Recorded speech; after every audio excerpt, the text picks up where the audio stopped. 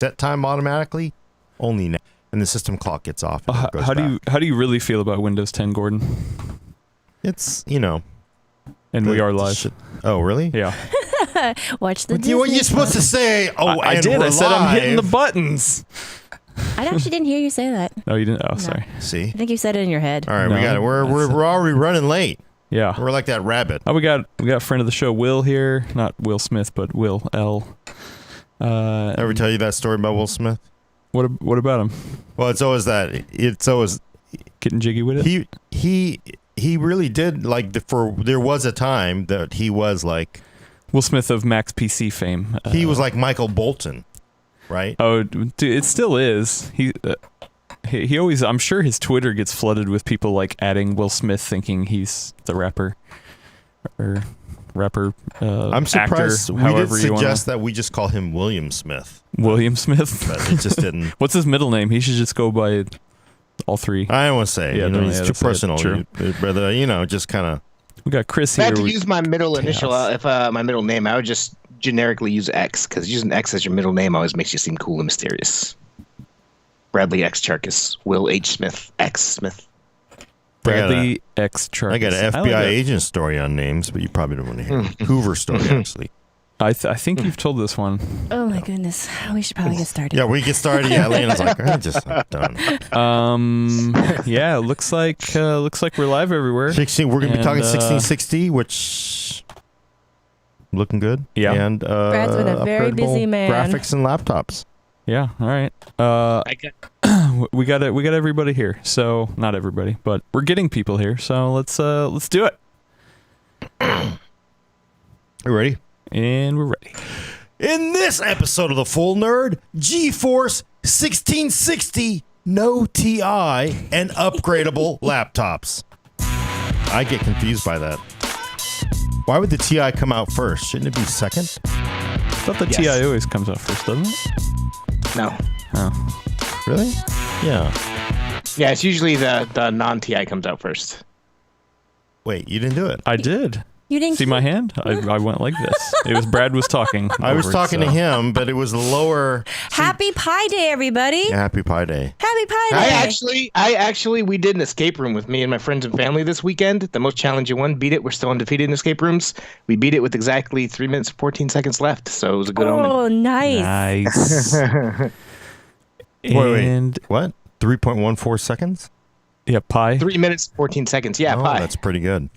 That's pretty good. That's pretty good. You know what's pretty good? Your intro and go. Yeah, welcome to the Full Nerd episode 87. We're already off track here. I'm your host, Gordon. I'm with Brad. I'm just off. Co-host Brad Tarkus Brad X Charkis. Nice to see you. came in early. Elena XG Hi, everybody. and Adam X Murray controlling the vertical and horizontal. You know, I want to take a moment to say how much work Brad does around here and how awesome he is. Yeah, It's Brad seriously. appreciation right now because he kicks butt. He's got a lot of stuff on his plate, and he gets a lot of it done before we even get into work. No I'm less feeling so. very nervous right now. This sounds like I'm getting set up for something. It's he's setting you up. No. This is Brad appreciation moment. I don't think Brad gets enough due. So Well, thank you. yeah, Brad's awesome because he's I'll been send this to my reviewing. wife. Because he's been reviewing the GTX 1660. I have. Last yes. week we just talked about the 1660 Ti. Now we're here to talk about the 1660. What the hell? NVIDIA's busy. I'm busy, and this card's pretty good too. Basically, for 2 or 3 years running now, AMD's Radeon RX 480 and 580 have been, the sweet spot mainstream 1080p gaming champions. For the first time in a long time, not anymore. The GTX 1660 takes over. Wow. Although, if I were an AMD fanboy, I would say, because that's why I brought in my cup today, but I would say, finally, after 5 years, the RX 480, because that's all the 580 is finally dethroned. Yeah. That's true. That's another way to look at it. Throwing shade there, Gordon. Had to for fun. So yeah, the GTX 1660's coming out today. Theoretically, supposed to be a hard launch, $220 starting price. No Founders Edition. They They say it's going to be a hard launch, but I actually had a lot of difficulty finding review units. A lot of manufacturers weren't able to send them out. EVGA came through for us. You know, we got this card about 40 hours before embargo lift, so it's been a long few days. Yeah. And I saw Anantech say the same thing. They had trouble getting review units, so I'm not sure how hard this launch will actually be. So what does that mean, though? Does that mean just that means supply? You can buy the card right now is theoretically what a hard launch means. Okay. I had trouble finding them, so review units. So we'll see how that goes. But theoretically, you should be able to go buy one right now. I know EVGA is selling the card that we reviewed, the EVGA GTX 1660 XC Ultra, which is their high-end version, for $250, so a $30 markup on their site, and it's available now. So you can go grab that. Today, at least, it has a $10 mail-in rebate, so you can get it for $240 instead of $250. And this card kicks all kinds of butt. I would probably only recommend buying it for 1080p gaming. You can, if you tweak some settings, play at 1440p. In that case, I would probably recommend spending the extra money on a 1660 Ti. But for a 1080p 60 monitor, this thing is just smoking. And EVGA's implementation specifically, it's got a nice overclock out of the box. It's got a higher power limit, and it has just an awesome cooler that stays under 60 degrees at all times. So nice. Well, we already have a couple people in the chat saying they're waiting for Navi. So, not impressed. I'm going to get a tattoo that says that. Waiting for Navi. No, what you should do is get a tattoo that says waiting for Vega and then cross that out and put Navi underneath it. That's mean. Dang. So what are the specs? I've been totally out of it because the reviews ran this morning. It was one of those come in last minute kind of reviews because everybody had problems getting parts. What are how much memory bandwidth? Is it just all right. TI with less clock? So it's basically a TI. This is NVIDIA's pitching it as its replacement for the 3 gigabyte version of the GTX 1060, which, if you remember correctly, they called it a 1060, but it was actually slower than a 6 gigabyte 1060. There were naming shenanigans going on, but that was the $200 card. This card fixes that card's biggest flaw right out of the gate by having 6 gigabytes of memory.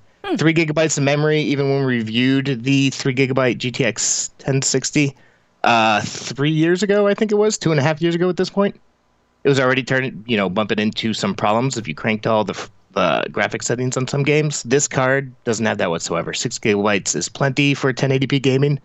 A difference between this card and the 1660 Ti is that the more expensive card uses GDDR6, which is much, much more higher bandwidth. This one uses GDDR5, which, aside from the HBM, that's what all of AMD's card uses. That's what all the GTX 10 series or the mainstream GTX 10 series used.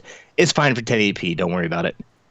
But yeah, it's basically a cut down version. It has 2 fewer SMs than the 1660 Ti. It's a little bit higher clocked because of that. Still uses a single 8-pin power connector. So if you're upgrading from an older system, it should fit into your card and to your system quite nicely. The EVGA model that we tested is a dual slot design. Like I said, nice and cool, nice and quiet. Can't recommend it highly enough. Yeah, it kicks butt. It's massive. Even though they are calling it a replacement for the 3 gigabyte GTX 1060, there are way too many gigabyte and 1060 and whatnot models going on. It's hard to keep them straight. We only tested against the pricier 6 gigabyte 1060, and it still smoked it in pretty much everything. 15-20%.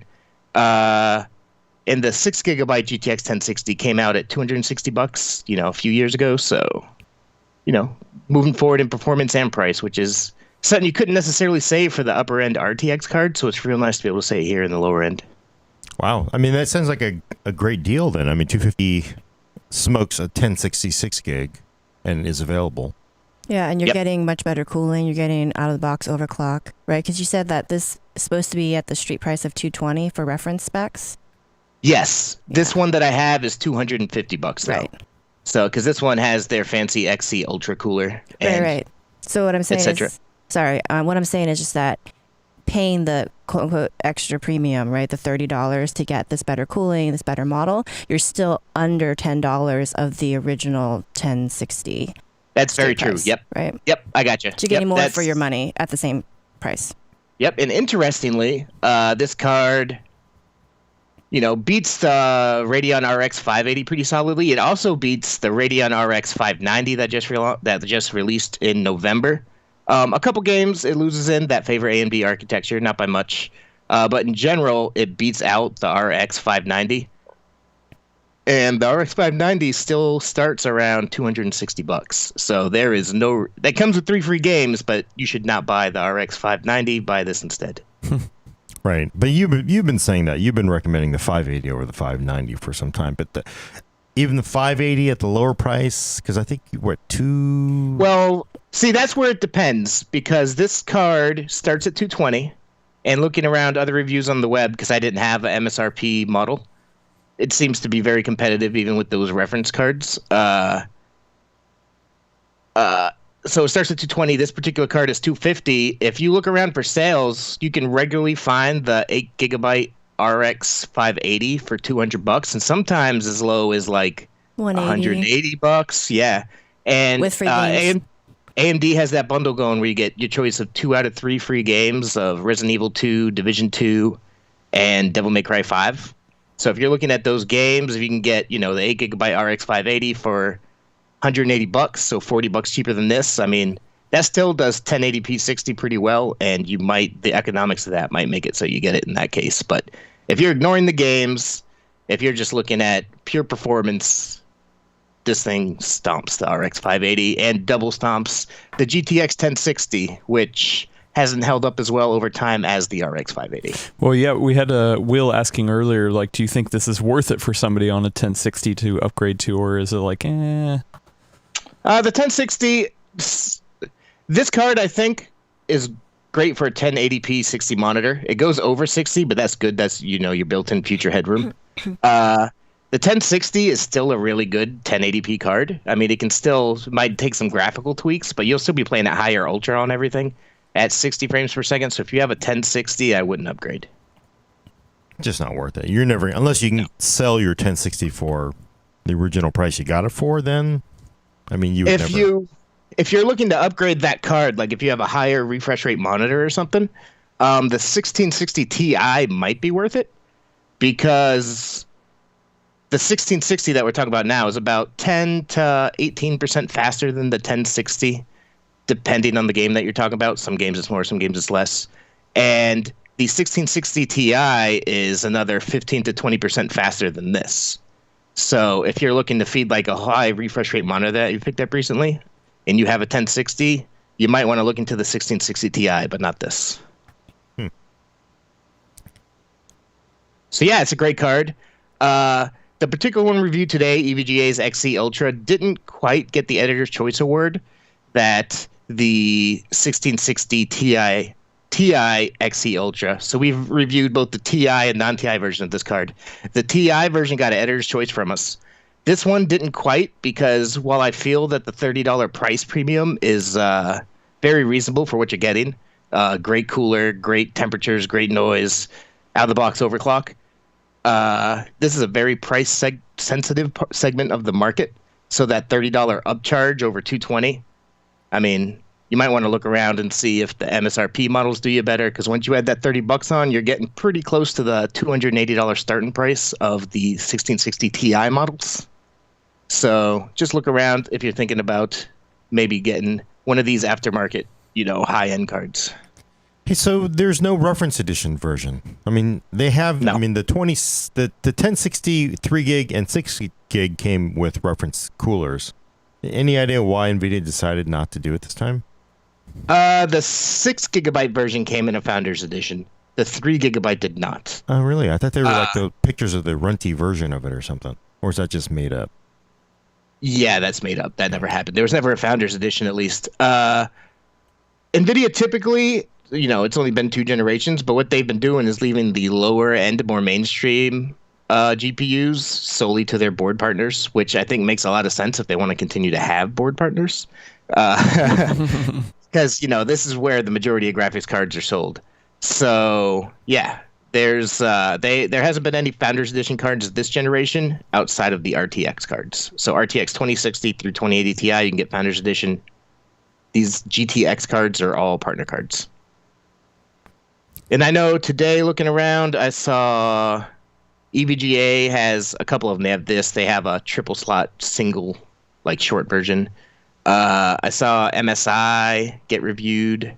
I forget which other ones. There wasn't many, like I said. It's a hard launch, but there were surprisingly few manufacturers sending around reference units. Sorry if I'm kind of rambling. I'm kind of tired. A lot of hardware. I have to ask this because it always bugs me. Is there DVI on this card? I know that NVIDIA's kind of kicked DVI to the curb. But well, this card supports whatever the board partners want to put on it. It'll support HDMI, DVI, Virtual Link, right, etc. A lot of cards, like if you look at the Asus Strix models, they'll skip DVI. EVGA has been adding it on in these mainstream cards. So that's actually a plus for me that this has DVI. It kind of a bummer is that it only has a single display port and a single HDMI port. But when you're talking about a $220 graphics card for the mainstream, most of those people probably aren't rocking more than one or two monitors, which this card can fully handle. So it just kind of kills me because I still run a DVI monitor at home. It doesn't have another input for it, and I imagine a lot of people, especially in older panels, you don't want to throw it away. It's a bummer to have to go out and get a adapter. Yeah, one of the original 1440 panels, one of the big Dell ones, and it's like that. Yeah, and it's DVI is still very important, but I guess they just decided it's not that useful anymore. You said the 1060 hasn't aged. Is it really falling off the power curve? Feeling kind of no, like the 1060 creaky? has aged well. It still is doing exactly what it was doing back when it launched, which you can look at it as a benefit or a drawback. All this talk about AMD fine wine, right? So NVIDIA's card comes out. You get what you get out of it. Sometimes for specific games, they'll have big increases in driver updates. But in general, what you get at launch is what you get with an NVIDIA card. Whereas AMD cards, they tend to get better over time. They call it fine wine is the slang that people call it on the internet. It's been referenced in a couple of AMD press decks. Good marketing. And you can look at that as AMD cards continue to get better, or you can look at that as AMD drivers aren't as fully optimized right at launch. So depends on how you look at it. The RX 580 has definitely made gains since we initially reviewed it. The GTX 1060 has been, in some games, like in DirectX 12 performance, it's come up a lot. NVIDIA's worked a lot hard on that. But in general, it hasn't seen as many gains as the RX 580. Is it still a solid 1080 ultra to very high? I mean, pretty much maxed out 60, or is it kind of like? It's starting to, depending on the game. Some games, the RX 580 and the 1060, if you crank everything up in some of the newer games, it'll dip below 60. So you won't have that issue with the 1660 that just came out. And are we officially calling this 16 series cards?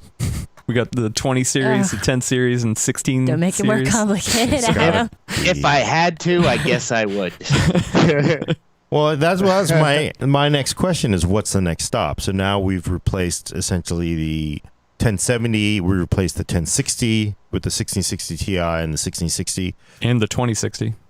Yeah, the 2060 is more of a, the 1070. New thingy. But I kind of wonder, like, are they going to go down and do we need a replacement for the 1050 Ti and the 1050, or is that just not? I haven't heard anything personally, but reading rumors on the internet, videocardswithz.com. If you guys are hardcore and don't follow it, you should, because they get a lot of rumors and leaks right.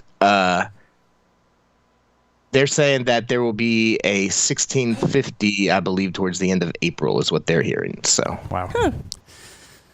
I just kind of keep thinking churning of them like, out. what rung do you sort of replace? I mean, typically it's the 50 series, right? 50 series is where they stop mainstream. Like they'll release probably release. They have released in the past like a 1030. But that's for, like, no serious gamer's really going to buy that. That's for someone who needs the extra outputs or just wants to play League of Legends or whatever.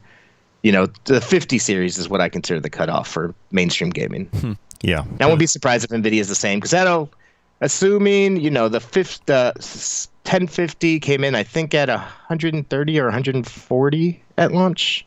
And the 1050 Ti was 160.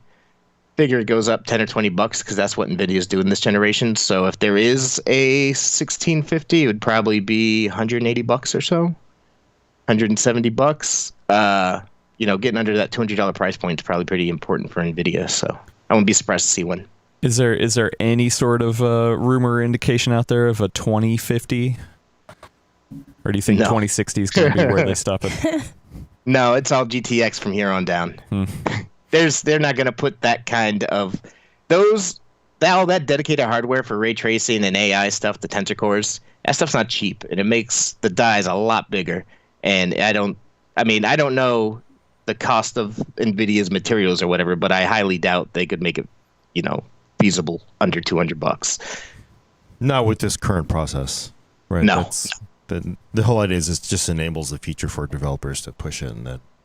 We had a semi-relevant question on our Discord. Hop in our Discord. We're having fun in there. Method 23 was asking, how many years do you think it'll take for 1080p monitors and video cards to kind of not be the norm anymore?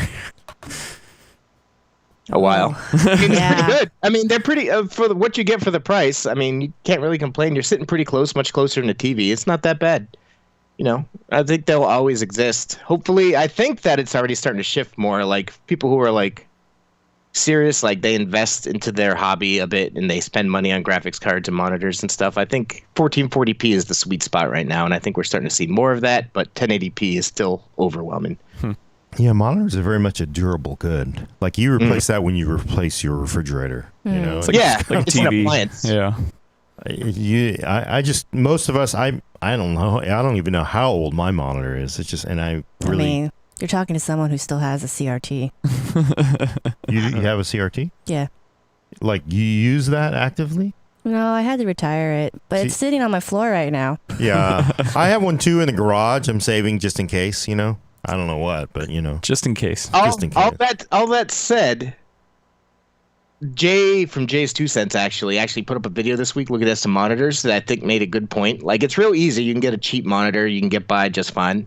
But if you invest and spend a little bit more and spend an extra 50 or $100 in a real good monitor panel, like it's a big difference because that's what you stare at all day. Yeah. And the extra quality, that's something that's worth it in my opinion. Well, it's just weird because it's becoming increasingly hard to find a 1080p TV, but monitors are still, like very entrenched in 1080p. Yeah. And a lot of that I think is also the inability to communicate how much better FreeSync, G-Sync are over, non-variable rate monitors, and then high refresh is just so much better than normal, standard refresh. It's the problem that virtual reality has too, right? Like it's amazing if you look at it, but you have to look at it to understand what it really means. It's hard to describe. It's like Metro Exodus's ray tracing benefits. Like you can look at screenshots and be like, oh, that's a little darker. I don't get it. But when you actually see it in action, it's like, oh, now I get it. And that's the same with a really good quality, monitor panel. Yeah. I also think that there's a big difference, Adam, between like leisure and work type things. And I feel like people still associate computers more with work as like a mainstream thing, not necessarily like the people that we're talking to right now, right? Yeah. So true. It's easier to tell somebody, like, if you're going to be looking at your TV for hours all the time, like, you want the best, 4K, bells and whistles, HDR, which it's not really HDR, all that stuff. But you ask somebody to pay like $500 for, a monitor, they're not going to be as likely to say, like, sure, I'll totally spring for that. Also, like, I feel like I'm in the minority where like I feel way more productive on a 4K monitor because I need all that room for all the video editing stuff. I want to see my actual render window at 1080p, but I think a lot of people, even if they got a 4K monitor, would probably still scale the UI up.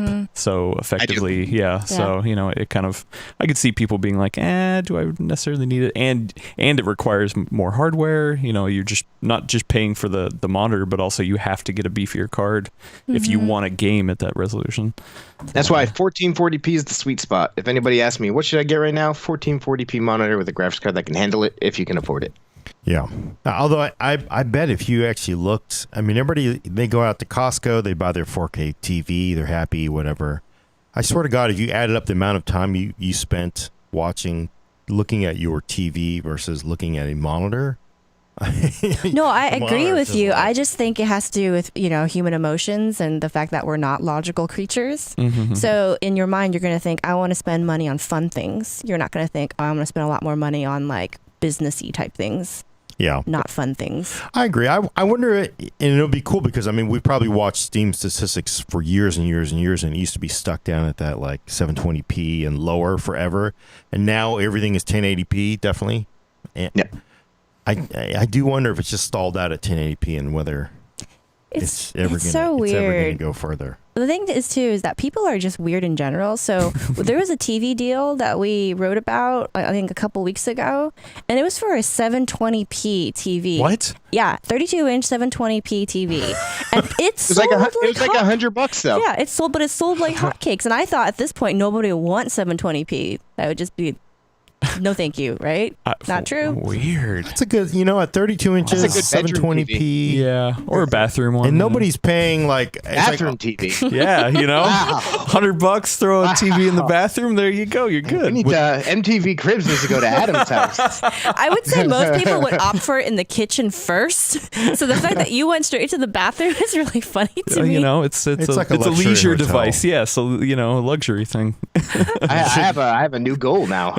if you ever go to a luxury hotel, and I have stayed at one, and it was like they had a TV in the bathroom along with the white robe. I and stayed the- at one whatever. real nice luxury hotel that had a waterproof TV in the shower. So I was sitting there taking a shower Oh. watching Dang, yeah. Wow. watching Sports Center. It was great. All right, I haven't seen that. Actually, Just the mirrors. that reminds me like with V for the Vendetta. bedded one.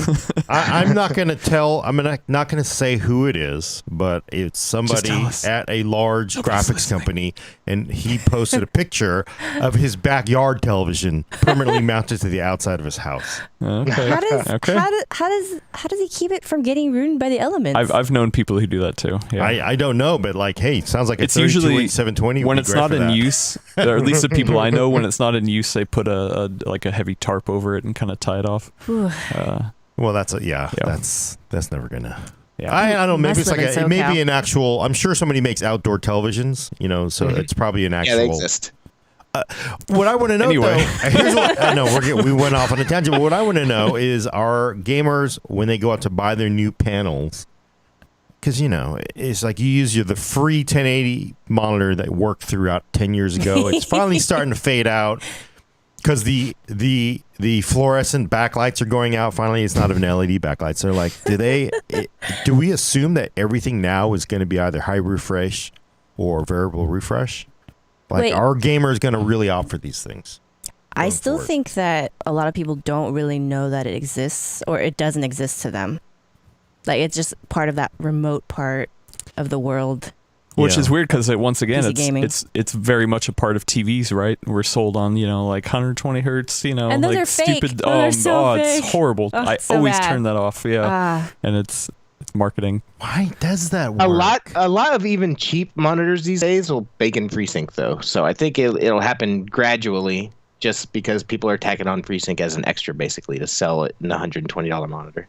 Yeah, but I'm just kind of wondering if gamers are willing to. Because if you took my monitor and smashed it with a baseball bat, I would definitely want high refresh or variable refresh for my next panel. Because I think it's also the Why thing. and yeah, you're right. And I also think it has to do with exposure, right? Like what Brad was just saying a couple of moments ago about ray tracing in Metro, right? If you've never seen it, you can do without it. You don't know what you're missing. So I feel like a lot of people who are going to be gaming at 1080p, fixed 60 monitor is fine for them. They don't know any different. They still get to play the games they're enjoying. Well, and you might even get it kind of like what happened with you, where you got a monitor that had FreeSync, but it wasn't on by default. You had to actively go in and figure No, out it how was to so do that, right? weird. You know what I mean? So I wonder if there's people who are buying it and don't even know it's in there. Yeah. Oh, I'm sure there is, because it's always been a problem that some monitors don't even hit the full refresh rate out of the box, and you have to go change it. And people who should know better, I've seen post, oh my God, I've realized after 5 years that this 144 hertz monitor that I have has been running at 60 hertz this whole time. It's like, how'd you not notice that, man? I'm more impressed that they openly admitted that. Yeah. That takes a lot of guts. Yeah. Although in I've seen it at least 5 different times. Like, it's pretty common, I think. So I wouldn't be surprised if FreeSync Really? is being used less often than you would think. Well, I will say that was one of the, because there was plenty of shade thrown at FreeSync at CES. That was one of the things, like the NVIDIA folks are like, look, you get FreeSync monitors that come from the factory with FreeSync turned off. So no one's using this. That was their point, right? Throwing more shade. But in the beginning with G-Sync, same thing. You had to go in and enable it in the drivers, right? You had to go in, enable high refresh, right? Otherwise, it didn't work. So it works. It's different by now. default. Now it does it works. by default, yeah. Weird. But yeah, the 1660 is a great card, though. Yeah. Yeah. Full circle. Aiming at 1080p, you should buy that and use it on a 60 frames per second monitor. And, Right. and like you said earlier, some people missed there's no reason to get an RX 580 at this point. No, the 580, if 590. you can find it sorry. on Yep. sale for like 180 bucks, it might be worth it. The 590, avoid for now. I wouldn't be surprised if AMD repositions things so that the 590 is, 200 or 220 bucks to match this, and the 580 gets bounced down even lower because I don't know when Navi's coming. I'll wait for Navi. I wonder if there's maneuvering room though for in that price, because 590, which you have always sort of said, well, 580 sort of kills 590. Now with 1660 here, it's like Yeah, Even more pointless, I'm right? surprised that the 590 didn't just up and replace the 580, but it's probably good for AMD now because I'm saying you still might want to buy a 580, but you should not buy it. wow, All right. crazy. Well, we want to move on to something else that we got in? Oh, some right. testing of? See, I wanted it on display for show and tell, but Adam said today You is can not still show go and get. tell. You can still go get it. We can still. We have No, so we can many still things show it we on. can Not just show talk it. about Yeah. to fill time. But or people could go watch our fun unboxing Yeah. / partial teardown / early benchmark video on YouTube right now. Yes, on the Alienware Area 51M lowercase space uppercase R1. R1, of course, meaning That's a version real 1. easy name to Well, remember. but that's the weird thing. On the website, it doesn't have the R1. it doesn't, but the model yeah. number is R1. Yeah. And I think it's, They've always done that. They've always done that, and I think a lot of people don't call it R1, so people sort of think it's a one-off kind of thing. But R1 generally is going to say, "Oh, we are going to do another version of this," Yeah. and it's for people who don't know. Go watch our video. It's basically Alienware's return to big ass laptops. Interestingly, when they did the air, I reviewed the Alienware 17, and I got to say that big ass laptops never left Alienware. They never did. But, it's funny. They came out. Remember, they came out with the 15M, which was sort of that thing. Everybody was pushing toward really thin, 1060, 1070 class, 4.5 Yeah. to 5 pound laptops. But I don't right? think Alienware ever truly abandoned the chunky look. Yeah, I think people sort of they jumped to the conclusion that I was really blown away because we did a video on the 15M and people are like, I want a big fat gaming laptop. Yeah, there's a lot of hate on that 15M. It was really surprising, right? Because it's like, Or well, N15 you guys or whatever. and gals, y'all love like MSIs and everybody else's, and the Aero 15, like, oh, it's awesome. It's a 4.5 pound gaming laptop to bring with it. And then an Alienware does it. Everybody was like, whoa, this is wrong. I want my Alienware to Gordon, be. you don't change the flavor of Coke. Yeah, this is You don't it's change the true, flavor right? of Coke. Way back, this is not really a gaming laptop, but Toshiba changed their laptop colors. Remember, it used to be the color of like a refrigerator. It was just this ugly gray. Yeah, great. Right. It was like the gray from the 1980s. Compact. And they changed their colors. Like, we got to get jiggy because everybody's got all these cool colors. Yeah, that's how old that reference is. And people were like, "Oh my God, this is wrong. Toshiba should be this really ugly Tecra gray." And then they're like, "What?" And then Alienware, same thing. But the Aero 51M, big deal, big ass laptop. It's been done before. First one, Brad has already seen though, but it does have a Core i9-9900K, so a socketed desktop part in a gaming laptop, which is not new.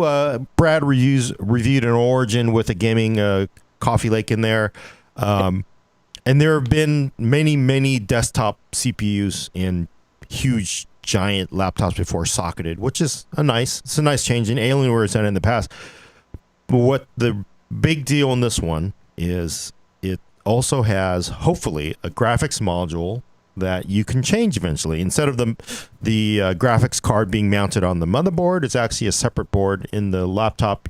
You can disassemble it eventually and hopefully upgrade it to a new GPU. You know, when whatever 7 nanometer NVIDIA comes out or the next gen Radeons come out. So I know where I can get next generation desktop cards. I just go to Newegg or Amazon or Micro Center and get it. Where would you get the next generation replaceable laptop graphics? Well, so it is from Alienware. So the whole idea, Okay. and it is proprietary. That is the one thing.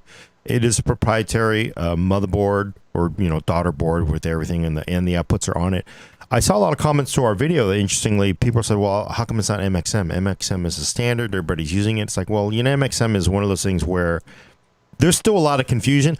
I talk to vendors. I always ask them, like, what's up with MXM? Because I hear people, they go like, you should, they would actively say, hey, you should talk to NVIDIA and encourage them to make MXM modules because you can't get these things, right? NVIDIA doesn't want to make these things anymore.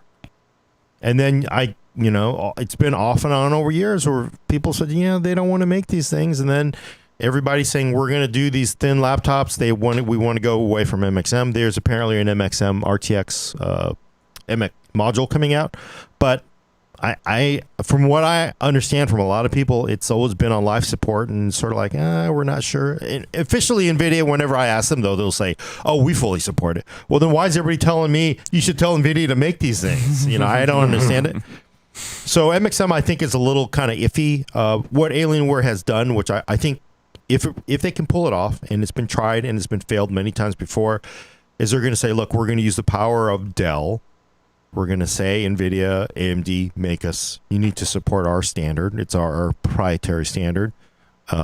They've designed in the thermal and the powers to hopefully support next generation parts from AMD and NVIDIA, so that in 3 years or 4 years, you decide you want to rip out your RTX part and put in whatever the next thing is. And that's where that R1 comes, is kind of reassuring because it implies that they do plan on continuing to support this. So right. And how upgradable? You've watched like Linus's videos. Like, how easy is it to get in there, or do you think it's something you're going to have to send in? Well, apparently their plan is they're saying we could do 2 ways. One, we sell the module. 2, somebody will come into your house and change it out. So we roll a service, they change it out, whatever the small fee is. Sounds so good, but I just worry. Do you care? Well, it sounds good. I love the idea of things that you can replace yourself. Like having modular parts is always great. My concern is the scale of economy. Like, it sounds like a great idea, but if they're not, I mean, this is already a smaller segment of the market, right? And then the amount of people who actually are going to upgrade from there down the road is probably going to be even smaller. So I wonder if they're going to have enough people interested to make it worthwhile for them to provide this as an option. Yeah, and Which that means there's got to be a markup, right? They can't sell this near cost, Well, see, that's the thing is because everybody's saying, well, this is stupid because it's proprietary. Dell wants to make a profit. That means it's going to cost more. I don't know if anybody's looked, but I checked this morning on Eurocom, and I did a video on changing out graphics in MXM. Guess what the price of a GTX 1060 MXM module is? It's $1,250. Oh, jeez. It's $1,250 for an MXM 1080, right? Ouch. Do you think Dell is going to charge more than that for their upgradable module? I don't think so. No, right? well, hopefully not. I'm going to expect it to be far more reasonable, in fact, because they're there for profit. They want to make money. But the feature of our laptop is if you're a company that makes laptops, it's like, hey, we sell an upgrade module. It's going to be reasonably priced. Why would you want to buy their companies? There's one, they don't guarantee an upgrade, and 2, it's look how much it costs if you can do it yourself. Well, right? But what if the cost is the same of getting an amplifier with a desktop card? Yeah. Because it still has an amplifier port on it. Yeah, I mean, that's the thing is the best thing, and people gave me crap for saying amplifier was great, 5 years ago, but you have that already. So you've had amplifier ports in Alienwares for a long time. You have Thunderbolt 3 as an option now. People still really want their gaming inside the laptop because you know what? I'm done. I fold it up. I put it in the big backpack, get on the plane, go there for a month. I get deployed. It goes in my footlocker. It's as much as I love the ability to have external graphics, and it should be in all laptops, it's a pain. You got to now carry a separate box. The amplifier's huge. And, even the smaller lunchbox ones, you still got to unplug this thing, pack it up, and you got 2 bags. It's a pain. So there are legitimate uses for in-laptop graphics upgrades. I got to say that the fact that it's Alienware doing this makes me slightly more optimistic. One, because the amplifier, the fact that they stuck with it and continued with it and still offer it is, good precedence, I consider, for them to possibly support this. And two, because when it comes to gaming laptops, like Alienware gets a lot of hate on the internet, but they sell buttloads of gaming laptops and desktops. Like they sell a bunch. If it was someone like Razer who does wild stuff all the time, they sell much fewer laptops. And I would think if they offered something like this, I'd be leery because, who knows if they're actually going to be supporting it a couple years. I think Alienware, if any company's going to do it, it'd be Dell and Alienware. Right. And that's the whole, people don't get that. This is Dell's economy of scale. So they've developed this custom graphics module for the Alienware. They could use it in other devices. Dell likes we're going to reuse stuff. They borrow from within divisions. We have the power of, being the number one PC OEM in the US. So we have these numbers. I think there's a really good chance that they will pull it off. Hopefully. I mean, I hope so. I mean, it's sort of just to give you an idea, like Asus tried it 10 years ago. It was a great idea. Didn't go anywhere because they couldn't do it because graphics cards just kept getting hotter, kept using more power, and it just, MXM ran out of, and unless you're sort of engineering all this extra cooling and power, it's not gonna handle it. So MSI, I think they tried that. They're saying we're gonna offer a graphics upgrade. I don't know if they ever actually offered that graphics upgrade easily. So this is Alienware with the power of Dell, hopefully getting people one upgrade, maybe more than that, possibly. Well, time will tell on that, but what about the here and now? We got one question specifically from Delucia117 asking, how does the RTX 2080 in this laptop perform against an RTX 2080 in the desktop? Oh, so it's basically, it's pretty damn close. So 2080 Max Q in the GS75 and these sort of those Max Q laptops, you give up a lot, and it was a little scary how much you gave up. It was like 30+% in ray tracing performance, which basically made it down to a little better than a 2060 desktop card in performance in ray tracing. This is basically about 5% off of what you're getting out of a desktop part. Stock locks too, so it's pretty. So this is serious, yeah. In ray tracing. So go ahead. You can go ahead.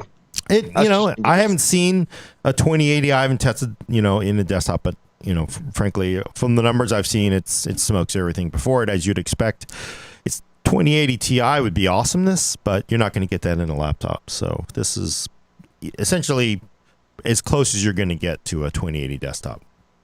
And I got to say that, just touching back on replaceable graphics real quick, I've always been very hesitant to buy a gaming laptop for many reasons, but one of the primary reasons has been the fact that you get that and you can't upgrade it. So you spend all this money to get portable gaming right now. 3 years from now, you'd be thinking about replacing a desktop graphics card, but you're still stuck with that 1060 or whatever inside your laptop. And eventually, it just makes the laptop worthless for anything but office use after, 5 or 6 years. Right. So if they're able to do this and pull it off, I think that's great. Yeah, more power to them, right? Let's hope they can do it. There's no guarantees, but I think, we're about to go to 7 nanometer from whatever, 15, 14. So I think power will go down. Thermal's equal, maybe. So it seems like they could pull it off. Can you replace the CPU? Probably not. This would be the end of the motherboards for that, wouldn't it?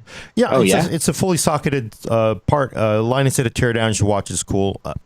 For a minute, he thought it was a custom socket. It isn't. It's just basically looks like a completely stock, LEM 5X part. Yeah. You open it up. It's a Z370 chipset. Most of the gaming laptops are HM370s. So overclockable through the BIOS. I think it's more Brad's point is that we don't know when Intel's gonna make their next jump. So yeah. Are you going to be able to drop in 9th gen? Well, we are on 9th gen right now. Well, technically. Yeah, that's true. Right? According to their naming structure. Are you going to be able to? Yeah, I don't know whatever the rumors of the 10 core are. Are you going to be able to? Yeah, it's possible. I don't think All that said, I think that it's really cool that you can replace pretty much everything in here, even if you can't replace the CPU because of the nature of CPU upgrades and laptops. Like everything in this machine is replaceable theoretically, right? Pretty much. Yeah, I mean, yeah. There's two M.2s. There's a 2.5 inch drive. The motherboard is accessible. I wouldn't want to change that. Clearly, that's you can do it, but that means there's been a complete failure. They're not going to sell you another motherboard for it. Yeah, it's got a big giant cooler. For CPUs, though, I think there is a chance you could get some variant of it. It would be nice, but but I mean, luckily that 900K is pretty damn good. Yeah, like, 900K right? is. They're starting with a pretty good part, so because like I will say in multi-threaded performance, 2700 in the Acer, basically desktop, 2700 smoked everything because it's got 8 cores.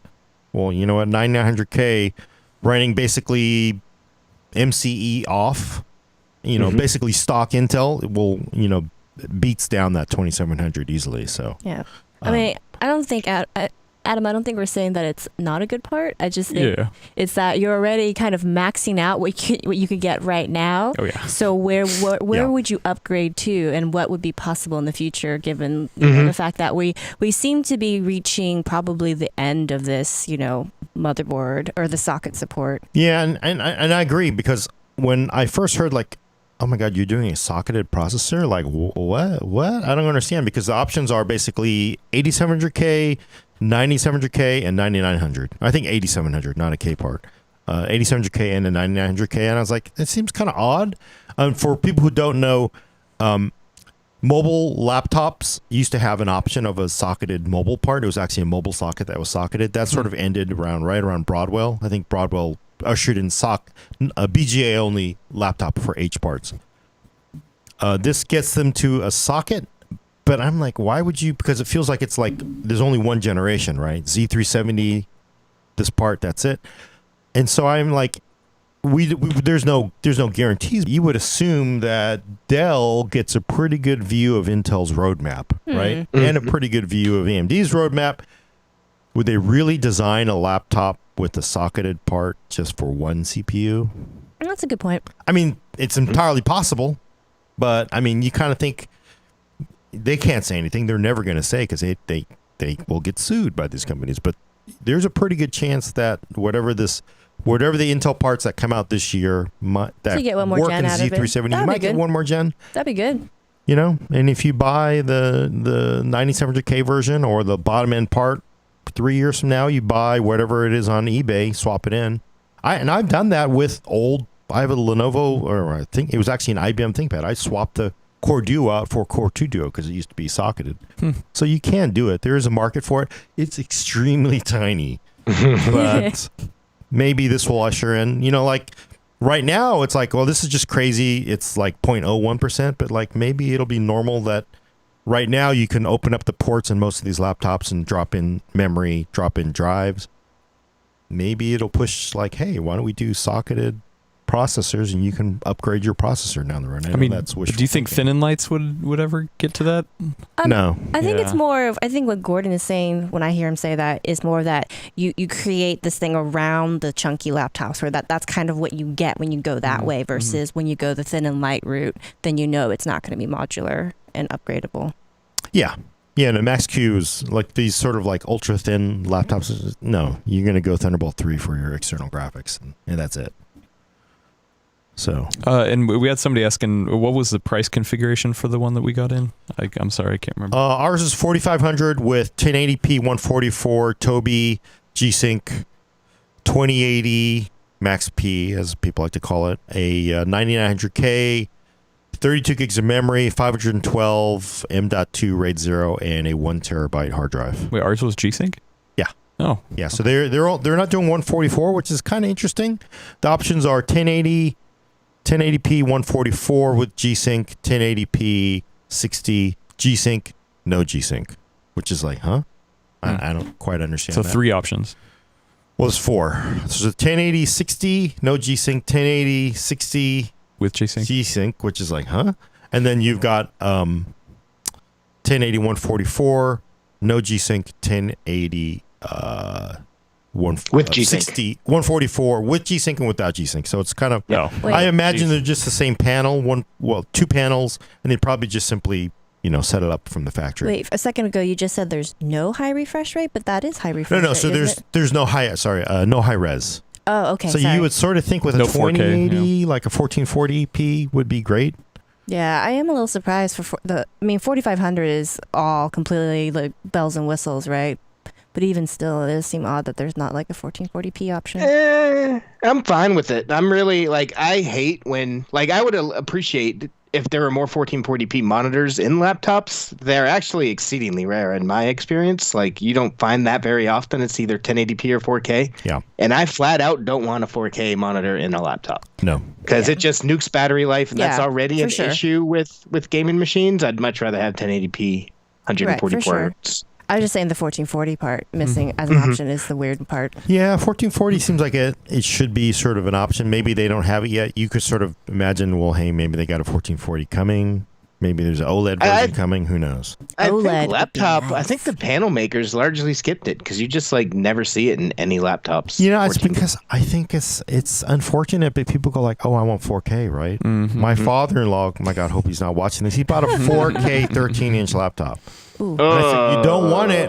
I had to do something on there, and I set it to native res. I've never seen anything so small in Windows. Oh my Yeah, I goodness. like It's like I needed binoculars to look down at the desktop and just sort of So 4K, I think it's just people don't, it's like, oh, it's 4K. This is the whole thing. We're coming full circle with all the TV manufacturers putting it into people's ears. 4K is better. 4K is better. I guess it makes sense because they pour an immense. Well, it's not even just TV makers. It's TV makers. It's Hollywood. It's Blu-ray folks. It's Netflix. Oh, we're streaming 4K now, right? Even though it looks like trash. And it's terrible, right? It's like, yeah, 4K over your cable connection that's upscaled from 720 in real time in a sports game looks like horrible, right? Yeah. One thing I want to add, though, I have a laptop, T1600. I just want to bring it back to the upgradable thing. You could change the monitor in that thing. Ooh. It's like the first laptop I ever bought was That's a funny. Toshiba. I think it was a T1600. You pulled the switch and you could pull the monitor out of it. Yeah, but what could you replace it? They never made anything for it. But you could really pull But you the monitor could off if you of wanted it. to. You could if they did. Also, a friend of the show, Elvis, is pointing out that phones are also hyping 4K, Oh man, seriously on Yeah, a screen, okay, that's not fair. I can't use the iPhone Yeah. SE, but on a screen this size, no. We do have a couple more questions about the Alienware. Will is asking, why do Max-Q RTX GPUs run GDDR6 at lower speeds? Is it because the chip runs at lower voltage, or because the IMC is of poorer quality? I don't. So I've been told by a lot of vendors over since Max-Q's been around, a lot of trash talking. These are just bin parts. A lot of people say these are just simply worse parts or better parts. Either the Max-Q or the best parts. That's why they're getting such power efficiency out of them. And I've straight up asked NVIDIA, and they say no. There's no difference. They're just Max-Q to normal parts. There's no difference. But I don't think it's because it's a worse memory controller. I think it's because you're looking at 2070 or 2080 in a 4.5 pound or 5 pound laptop. I mean, like the GS75 is a 2080 in a 5 pound laptop with a 17-inch monitor. You're not going to run a 250. Is it 250 watt TDP for 2080? You're not going to get that in a 5 pound laptop. I mean, the 2080 probably weighs as much as that laptop. Not really, but it's just not. You can't break the laws of physics. Yeah. And then the other question is about the power supplies from Antonio. Do you need to use both? Let's talk a little bit about that. So they give you a 330 and a 180. You need both of those to run full power. If you run the 330, you can actually run gaming. It's considerably nerfed. My Time Spy score was basically half the performance of when you're running the 330 and the 180. On the 180, if you want to bring that, the whole idea is you could bring the 180 on the road with you when you're just, hey, I've got to work in an Excel spreadsheet or something. You just On bring the 180. Alienware M51, Area 51. Yeah, on the that's if you can convince your boss to buy you an Area 51M to do Excel spreadsheets, please Go tell for us it. how and how do we apply for jobs there. So yeah, you can run 180. You can just do productivity stuff. I haven't tried graphic stuff, but it will tell you, no, you're running this wrong. It actually warns you that you're doing it incorrectly when you it reboots in the BIOS to warn you. If you're running the 330, it will run at basically half the performance of when you're running both bricks. Okay. And the full load on this thing is about 420 watts at the wall. So. Oh, 400. I'm sorry. Yeah. Okay. I missed that up. Wow. In the chat. That's high. Well, that's a 9900K with a it makes 2080 running FurMark and Prime 95 monitor at full brightness. So yeah, yeah, that makes sense. That's actually I was just thinking of the wattage I see. I do full system power draw for the GPU tests. They're not typically that high, but it doesn't have a 9900K and it doesn't have a monitor attached to that. Yeah, and you don't number, run you don't run Prime 95 too, right? No. So yeah, I'm basically, fully loading CPU, fully loading GPU. I really should probably also run let's run a drive benchmark too, so you can heat up those two M.2s.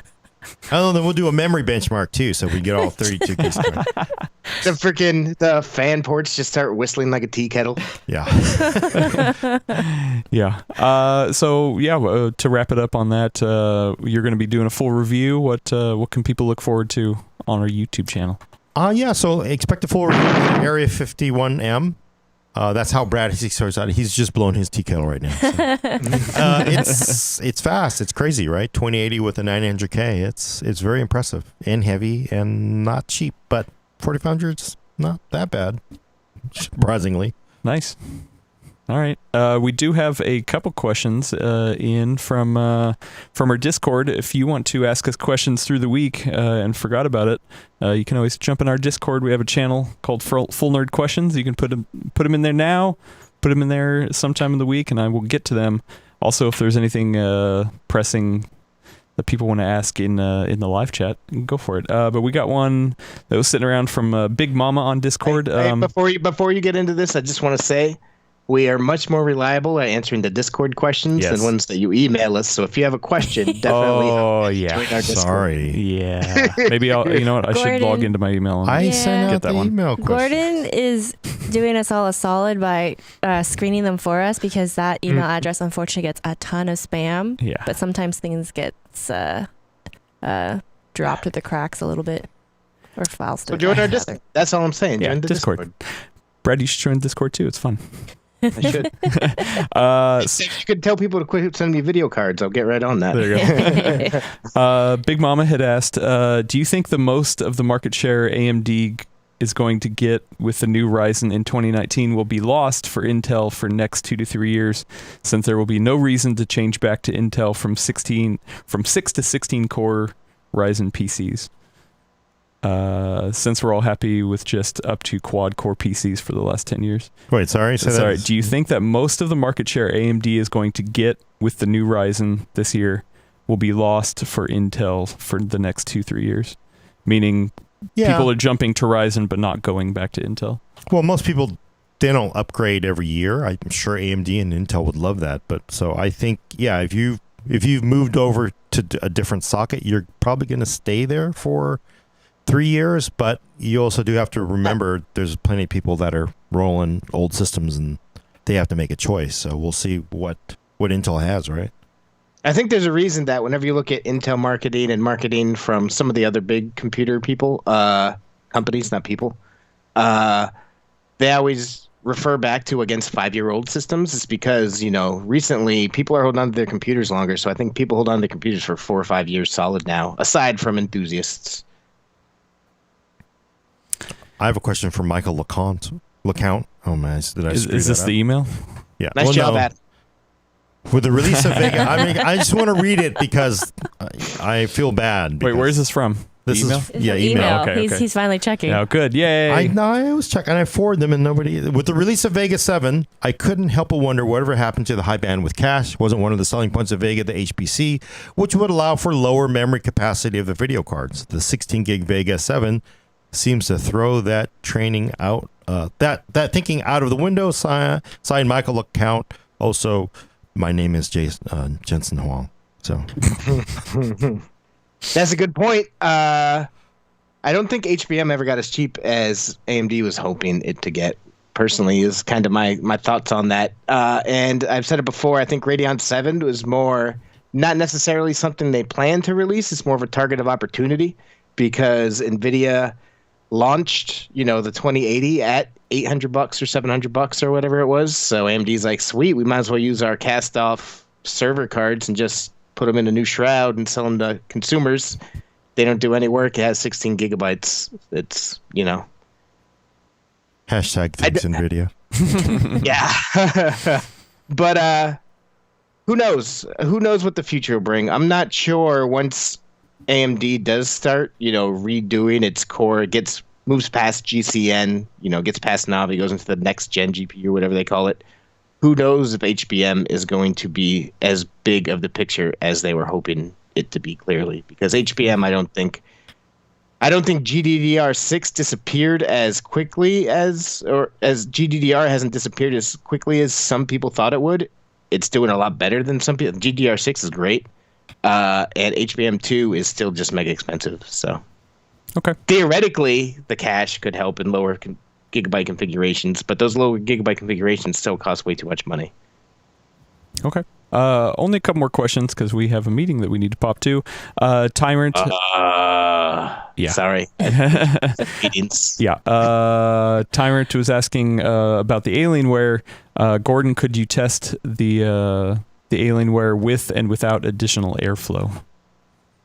Oh, you mean like just a bottom cooler mounted on it? Not sure. I don't know if it'll make a difference. It's got considerably rubber feet. There's two fans. It sucks in air on the bottom, blows them out the back and the side, mostly out the back. I don't think it'd make that much of a difference. Stick it in the fridge. Run a it couple could. tests. You mean it could? I mean, it's not more airflow is always going to help, but I can't imagine having that and then plus your giant 17-inch laptop cooler underneath it. You just get a bowl of ice and a desktop fan. Yeah, there you go. Blow the cold air out the machine. Swamp cooler. Yeah, breaking news, it will run faster when it's cooler. So if you live in Alaska in the winter, yeah, you're going to get really good performance out of all things. And then this last minute one from Cesar, and then we got one more and that's it. What can you say about Shadow of the Tomb Raider's ray tracing still not released up till now? That sucks. I totally expected it to launch on day one, but it's not here, so that sucks. That was the game that was promoted heavily. Like they had the Battlefield thing, but they spent a long time talking about Shadow of the Tomb Raider. It came out like a week after the RTX reveal. I fully expected that game to be like, this is our best foot forward, not Battlefield. And the fact that it's still not here, it's kind of befuddling to me, to be honest. So it sucks. And I'll have to say, you can't even get it to launch half the time, so I don't know if it matters. Yeah, that's Gordon on his laptops. I've never had an issue running it on desktops. I couldn't run it on the no. You just kept. I heard him cussing, just like I can't get this to run. What the hell? Yeah, there's nothing like deleting a 50 gig download and then re-downloading it to see if that fixes it. Yeah. Moral of the story: get a desktop, kids. Yeah, there you go. And then last question from Luke. Is it possible to post a bit in advance here on Discord the schedule of the next Full Nerd episode so they can ask questions? And yes, that's a great question. Yeah, I'm going to try to be doing that. So yeah, if you want to know, typically we aim for Tuesday at 10:30 a.m. Pacific time, but sometimes embargoes like this will change the show times. But in the Discord, I will be talking about, hey, well, here's the next one, and then get your questions in there. So to add on to that, we'll never talk about what we have or don't have under embargo. But if you kind of look at Adam's posting times and you look at other rumors for other parts, you might be able to put two and two together. Just a pro tip for you regulars. Could also be we're just unorganized. That's also sometimes life happens. Last week was that case. We get sick. Oh my God. Navi's coming. You know why? Full Nerds on Friday. Oh, hell yes. Oh, no. I just had a tummy ache. It did not confirm Navi's coming on Friday. Had a tummy ache. Ate too much free food. There you go. Traveling to and That from would be funny. events. That would be pretty funny. Yeah. And with that, let's wrap it up. Yeah, so check back next week for your fix of PC Talk and the Full Nerd. For our audio listeners, subscribe to us on iTunes, Google Play, or Stitcher, and welcome to Spotify. Yeah. Yes, we are Welcome to brand new on Spotify Spotify. users. Ba, ba, ba, ba. Sending questions and comments to thefullnerd at PCWorld.com, including offers of from Nigeria, Nigerian princes. We have money to invest there. Please send them because you keep sending them. Thanks for coming. I'm Gordon Ung with Brad Charkis, Adios. Elaine Yee, Bye, everyone. and Adam X. Murray. Tomorrow we'll be playing some Division 2 live. Come join us. See you later. Buy that. Ooh. I'll be there. I don't have it. I